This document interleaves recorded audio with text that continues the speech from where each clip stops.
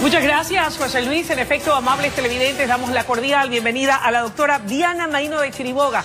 Ella es asesora jurídica especializada en asociaciones público-privadas. Qué gusto que nos acompañe, doctora. Buenos días y bienvenida. Muchas gracias. Gracias por recibirme. Doctora, Ecuador vivió 10 años de un gobierno que privilegió el fortalecimiento del Estado. ¿Puede un país, Ecuador o cualquier otro del planeta, en pleno siglo XXI, crecer y proyectarse comercialmente al mundo, prescindiendo de las alianzas entre el Estado y la empresa privada? Gracias. Creo que es una excelente manera de abordar el tema. En efecto, las economías, bajo ningún concepto en este no solo siglo, creo que en esta era, pueden pensar en crecer endógenamente.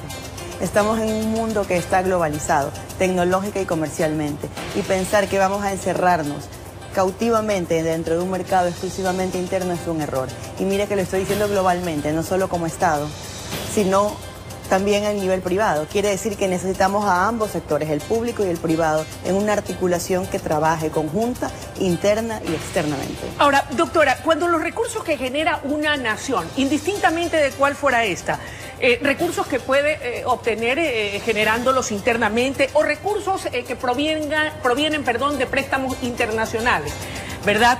Se utilizan únicamente en el gasto corriente, en el gasto fiscal. Por otro lado, se crean elefantes blancos y por otro lado, también en ocasiones existe la presencia en un estado de empresas ineficientes, ¿verdad?, que llegan a ser pulverizadas incluso por el uso y abuso de burocracias doradas. Por citar un ejemplo aquí en el Ecuador, TAME. Con ese escenario y ese entorno, ¿cuánto podemos avanzar como Estado? ¿Cuánto puede crecer o mejorar una economía? Sí, mire Luisa, televidentes, mi opinión es que, y esto es un tema realmente, una concertación internacional en la materia, la función del Estado debe ser clara en nuestras culturas occidentales, por lo menos. El Estado está para servir al ciudadano, está para atender las necesidades fundamentales en temas de salud, en temas de educación. Está para formar y dar en la parte económica las condiciones macroestructurales para que se pueda desarrollar la economía. No está para ser el motor de la economía, no está para dinamizarla, no está para manejar empresas en todos los sectores. Los estados responsables, y mire que hablo de los estados y no solo de los gobiernos, porque los gobiernos deberían de ser de turno, pero los estados deberían de tener institucionalidad y definir por dónde van a caminar, un poco independiente de la agenda de los gobiernos y o las tendencias de turno, ¿verdad? Entonces, en ese sentido, si el Estado sabe para dónde va, debiéramos de determinar cuáles son los sectores económicos en los que el Estado va a tener una incidencia de primera mano, que va a manejar directamente, y luego delegar o coarticular con la empresa privada aquellos en los que no les corresponde estar, como por ejemplo la aviación comercial.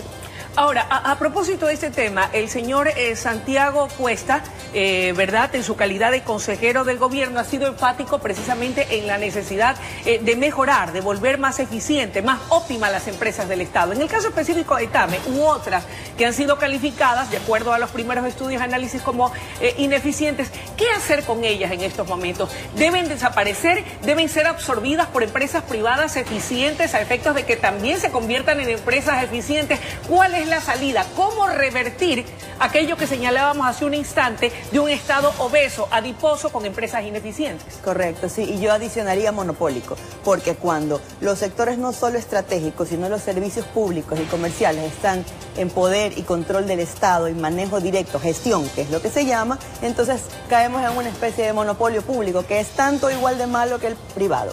Todo monopolio es malo, no hay monopolio bueno.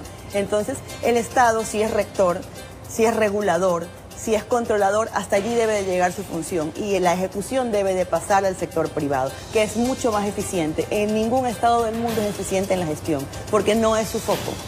No es su foco. Puntualizando su pregunta respecto de las empresas públicas, efectivamente entiendo que hay un plan de gobierno de comenzar a acercar al sector privado a esas empresas por varias y diferentes modalidades, porque tenemos que ser sinceros y claros también. No todas las empresas públicas son vendibles. porque la venta no depende solo de que al Estado le interese venderla, depende de que haya un interés del sector privado en comprarla. ¿Y puede toda empresa privada absorber cualquier empresa pública que sí esté en condiciones de ser vendida, o tiene que cumplir ciertos requisitos? Bueno, los requisitos siempre van a existir, pero habían anteriormente, por temas regulatorios, limitaciones muy fuertes en qué sectores podía entrar en el sector privado. Hoy por hoy, con las nuevas regulaciones y específicamente la última, que es la de Ley de Fomento de Inversiones, que está anclada en el COPSI, que tiene ya algunos años, 2010 me parece, se permite el ingreso de las empresas privadas incluso en sectores estratégicos vía el cumplimiento de algunos requisitos importantes, en el caso de los sectores estratégicos y servicios públicos, como es una autorización presidencial vía decreto ejecutivo, pero desde que se puede, hoy se puede. Ahora, dentro de ese contexto y de lo que usted conoce como experta en estos temas y estudiosa en estos temas, ¿cuál ha sido la experiencia del Ecuador en materia de alianzas estratégicas público-privadas? ¿Se han dado, no se han dado? ¿Cómo han resultado? ¿Han sido favorables? ¿Cuáles son sus ventajas o desventajas? Correcto. Quisiera primero hacer una precisión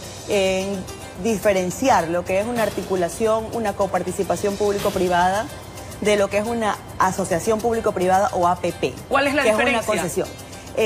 Hay muchas modalidades en las cuales el Estado puede trabajar en conjunto con los privados. Puede darle, por ejemplo, la operación en el campo petrolero. Se puede decir que hay algún manejo conjunto, porque empresas privadas por muchos años explotaron los pozos y eran algún tipo de concesiones, pero de orden administrativo. Las APP, las alianzas público-privadas, lo que implican es la delegación, la entrega de la operación a un empresario privado de un proyecto que por su naturaleza es público, para que ese privado se encargue, para que él invierta, él opere, él maneje, él administre, él corra el riesgo. Y el Estado se queda como socio, eso sí, no se va nunca, pero controlando cómo ese privado opera, en el interés cuál. Primero, de verificar que invirtió lo que ofreció, y segundo y principal, que el ciudadano reciba la atención y el nivel de servicio que demanda, porque para eso está el Estado, para que alguien más lo haga mejor que él en términos de atención al ciudadano y de inversión. Doctora sin Marino, que el Estado afloje o suelte el control. La titularidad. Perfecto. Y el control. Ok, ahora, si estas condiciones no se dan en este tipo de alianzas público-privadas, a propósito de los anuncios hechos por voceros gubernamentales, en el sentido de que se busca aperturar nuevos mercados, de que se busca lograr que vengan recursos del extranjero y que se puedan inyectar a nuestra economía, ¿puede esto darse o no existirían las condiciones propicias para lograr atraer esa inversión extranjera tan anhelada? Bueno, creo que el país va dando pasos en la dirección adecuada. En mi opinión, pudieran ser un poco más fuertes los pasos. Como por ejemplo, yo creo que deberíamos de buscar más importante y prontamente acuerdos más grandes con los multilaterales para renegociar y reestructurar nuestra deuda externa más fuertemente, más flexibilización en los mercados laborales de modo general. Ahora hay flexibilización sectorial, que está bien, pero se puede hacer más. ¿Aquello meritaría un cambio a la regulación laboral? ¿Sabe qué? Como abogado, sí, en lo laboral sí, pero como abogado le digo que creo que la primera condicionante para que la inversión extranjera realmente funcione, yo manejo inversión extranjera en el país, a eso me dedico, y puedo decirle que el tema legal y la maraña legal es tan intensa y tan enrollada que dificulta el día a día de la operación privada y más aún de la inversión extranjera. Creo que sí podemos atraer inversión extranjera. Se están haciendo pasos importantes en los acuerdos comerciales internacionales. Ahora mismo hay una delegación en Washington de empresarios que están haciendo la avanzada para el futuro tratado con Estados Unidos. Un desafío importante, porque ahí van empresarios y también representantes del sector público. Correcto, es la primera vez en 9 años. Correcto, que va una delegación conjunta, y esto es ya una gran señal no solo para Estados Unidos, sino para el mundo. Doctora, el productor me dice que el tiempo ha terminado, pero no quiero concluir la entrevista sin preguntarle también si para poder lograr esa avanzada, ese crecimiento en lo económico, lograr ese ansiado acuerdo comercial con Estados Unidos, debemos también dar señales importantes de que acá nos ajustamos el cinturón, de que comenzamos a gastar menos, ¿verdad? Y que comenzamos a invertir más y a invertir adecuadamente. Exacto. La reducción no solamente del gasto es lo que tenemos en mente, reducción laboral del sector público. Es correcto y creo que está bien. Es una parte, deberían de quedarse con menos elementos, pero los más competentes, que no siempre son las decisiones que se toman. Porque un Estado más flaco tiene que ser más eficiente y más competente. Si no, tienes un problema estructural en el tiempo y yo diría que de corto plazo. Sí creo que estamos en condiciones de poder atraer esas inversiones, creo que estamos en camino, creo que el Estado está dando mensajes correctos, porque la inversión también busca la seguridad. y la inversión extranjera más. Recordemos que tenemos países competidores en la misma carrera. ¿Somos un país seguro? Creo que podemos mejorar. La limpieza de la regulación ayudaría y sobre todo ser consistentes en los mensajes que enviamos internacionalmente. La consistencia en el tiempo, yo le diría que para la inversión extranjera, que es la que nos importa porque es la que inyecta recursos a la economía desde afuera, la inversión nacional solo la hace recircular. No digo que es mala, pero realmente estando en dolarización nos interesa la extranjera. Lo que más que exenciones tributarias busca es seguridad, porque el inversor privado sabe, si es grande, más aún internacional, cómo hacer su trabajo y cómo hacer rendir su dinero. Lo que él más busca es estar en un ambiente en donde sepa que las condiciones que pactó se van a mantener en el tiempo. Le agradecemos muchísimo su presencia esta mañana aquí en La Noticia Primera Emisión. Muchas gracias a ustedes.